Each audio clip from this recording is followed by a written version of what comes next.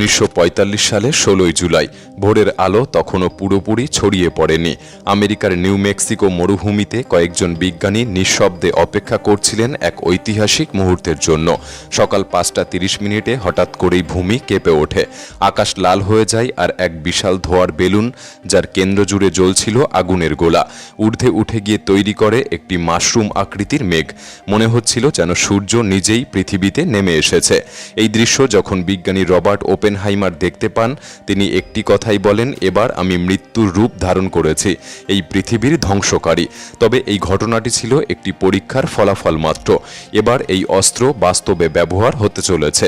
ঠিক 20 দিন পর 1945 সালে 6 ও 9 আগস্ট এই মারণাস্ত্র জাপানের হিরোশিমা ও নাগাসাকিতে নেমে আনে এক ভয়ঙ্কর মৃত্যুবার্তা।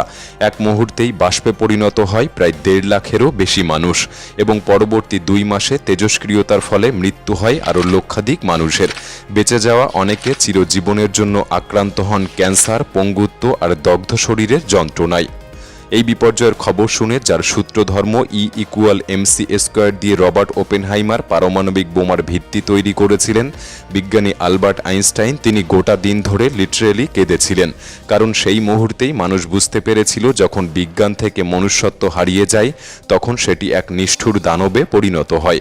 বর্তমান সময়ে আমরা সবাই জানি পারমাণবিক বোমা কতটা ভয়ঙ্কর, কিন্তু আমরা অনেকেই জানি না এই পারমাণবিক বোমার ভেতরে ঠিক কী ঘটে যখন এটি বিস্ফোরিত হয়, কিভাবে এই ধ্বংসের শক্তি আসলে তৈরি হয়। আক্ষরিক অর্থে আজকের ভিডিওতে আমরা জানাবো কিভাবে কাজ করে এই ডেথ মেশিন, আর কিভাবে কিছু ইউরেনিয়াম বদলে দিয়েছিল আমাদের পুরো মানব ইতিহাসকে।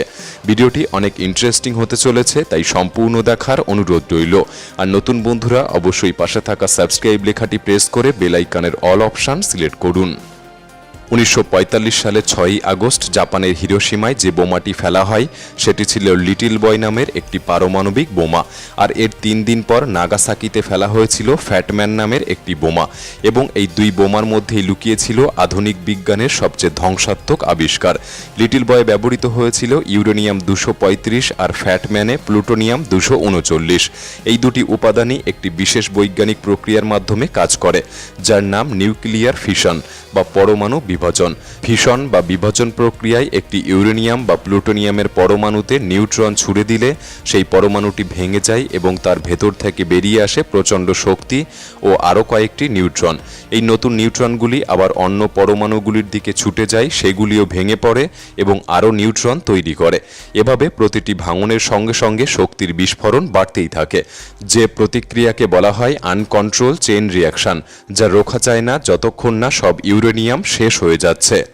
এই বিজ্ঞানটা যদি আরও সহজভাবে বুঝতে হয়, তাহলে ভাবুন একটি গ্যাস সিলিন্ডার যা খুব শক্তভাবে বন্ধ করে রাখা হয়েছে, আর ভেতরে ক্রমাগত চাপ বাড়ানো হচ্ছে। আপনি জানেন না কখন সেই চাপ সহ্যের সীমা ছাড়িয়ে যাবে এবং বিস্ফোরণ ঘটাবে। ঠিক তেমনি ইউরেনিয়াম 235 বা প্লুটোনিয়াম 239 হলো এমনই এক উপাদান যা দেখতে নিরীহ হলেও ভেতরে থাকে অগাধ শক্তি। যখন এর ভেতরে মাত্র কয়েকটি নিউট্রন ঢুকিয়ে দেওয়া হয়, তখন তা এক মুহূর্তেই অস্থিতিশীল হয়ে পড়ে, আর শুরু হয় এক ধ্বংসাত্মক চেইন রিয়াকশন, যেটা পরিণত হয় এক ধ্বংসলীলায়। একটি মাত্র ইউরেনিয়াম পরমাণু যখন ফিশনের শিকার হয়, তখন প্রচুর তাপ ও 3টি নিউট্রন তৈরি করে। সেই 3টি নিউট্রন আবার 3টি পরমাণুকে ভাঙে এবং সেখান থেকে তৈরি হয় আরও 9টি নিউট্রন। এই প্রতিক্রিয়া যখন একসঙ্গে লক্ষ লক্ষ পরমাণুতে শুরু হয়, তখন স্বাভাবিকভাবেই পৃথিবী পর্যন্ত কেঁপে ওঠে। মনে হয় যেন সূর্যের মতো শক্তিকে একটুখানি ঘরে বন্দি করে রাখা হয়েছিল এবং তাকে হঠাৎ করেই মুক্ত করে দেওয়া হয়েছে। 1945 সালে হিরোশিমায় ব্যবহৃত লিটল বয় বোমাটি ছিল 64 কেজি ওজনের, কিন্তু এর শক্তি ছিল 15,000 টন TNT বিস্ফোরকের সমান। অথচ আজকের দিনে মাত্র 1 কেজি ইউরেনিয়াম দিয়েই এমন বোমা তৈরি করা যায় যার শক্তি 20,000 টন TNTর সমপরিমাণ, অর্থাৎ আগের তুলনায় প্রায় 80 গুণ বেশি বিধ্বংসী। আর এই ভয়াবহ বাস্তবতাই পারমাণবিক অস্ত্রকে আজকের দিনে পৃথিবীর সবচেয়ে বড় আতঙ্কে পরিণত করেছে। তবে এই শক্তি ঠিক কিভাবে ব্যবহৃত হয়েছিল সেই লিটল লিটল বয় বোমার ভেতরে কেমন ছিল তার গঠন আর কিভাবে ঘটানো হয়েছিল সেই মহা বিস্ফোরণ। চলুন এবার আমরা দেখব সেই ধাতব গোলকের ভেতরটা, যা বদলে দিয়েছিল মানব ইতিহাসের পথ চলা। লিটল বয় বোমার মধ্যে ছিল দুটি ইউরেনিয়াম ব্লক, একটি ছিল সাবক্রিটিক্যাল মাস আর একটি ছিল সুপার ক্রিটিক্যাল মাস। এই দুটি ব্লককে আলাদা করে শক্তভাবে রাখা হয়েছিল যাতে মাঝপথে ভুল করে বিস্ফোরিত না হয়ে যায়। যেই মুহূর্তে এই বোমাটি বিমান থেকে ফেলা হয়, পেছনে থাকা ফিনগুলি তার গতিপথ নিয়ন্ত্রণ করতে থাকে।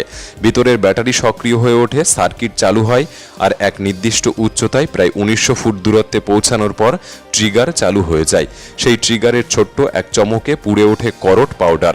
তার তাপে একটি ট্রান্সিশন কার্বাইড ডিস্ক, যা ছুটে গিয়ে ঘন্টায় 1080 কিলোমিটার গতিতে ধাক্কা মারে ইউরেনিয়াম 235 সমৃদ্ধ অংশের সাথে।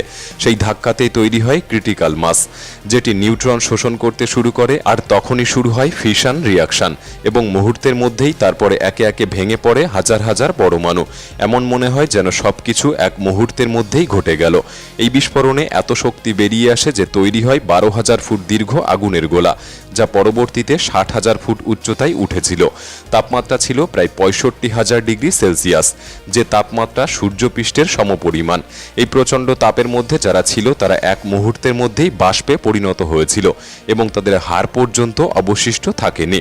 বিস্ফোরণের ফলে শুধু তাপ নয়, ছড়িয়ে পড়ে আগুনের গতিতে আসা শক ওয়েভ। 4 কিলোমিটার এলাকার সবকিছু ধ্বংস হয়ে যায়। মানুষ, ভবন, গাছপালা সবকিছু এক মুহূর্তের মধ্যে ছাই হয়ে যায়। কিন্তু এই ধ্বংসলীলা এখানেই থামেনি। এরপর শুরু হয় এক অদৃশ্য বিষের খেলা, যে বিষের নাম তেজস্ক্রিয়তা। এই তেজস্ক্রিয়তা বাতাসে ছড়িয়ে পড়ে শত শত কিলোমিটার জুড়ে, যার প্রভাব থেকে যায় সপ্তাহের পর সপ্তাহ, মাসের পর মাস, এমনকি এখনো পর্যন্ত এর প্রভাব দেখা যায়।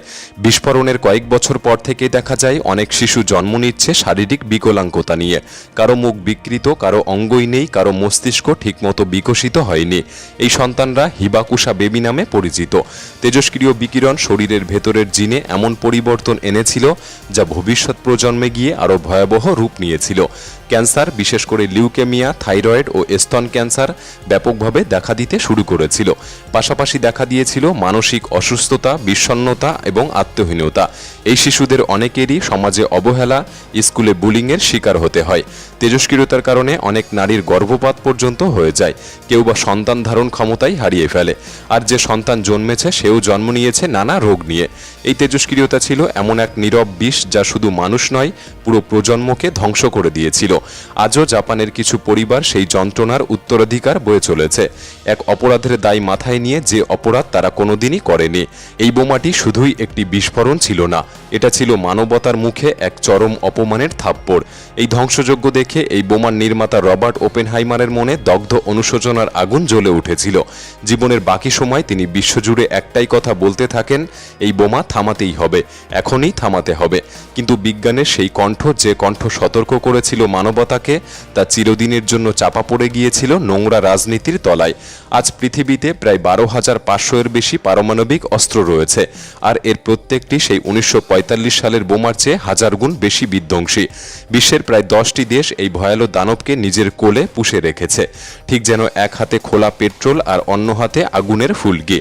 আপনি জানেন না কখন এই দুই হাত একসাথে মিলবে আর ধ্বংস নামবে পৃথিবীর বুকে। আজ 80 বছর কেটে গেছে হিরোশিমা নাগাসাকির সেই কালো দিনের ঘটনা। এরপর আর কখনো কেউ এই দানবকে ব্যবহার করেনি, শুধুই ভয় দেখিয়েছে। কিন্তু প্রশ্ন হলো, আমরা কি সত্যিই পারবো নিজেদেরকে কন্ট্রোল করতে? এই মারণ অস্ত্র কি চালানোর সাহস আর কেউ কোনোদিন করবে না, নাকি ভাগ্যের ভরসায় আমরা বেঁচে থাকব?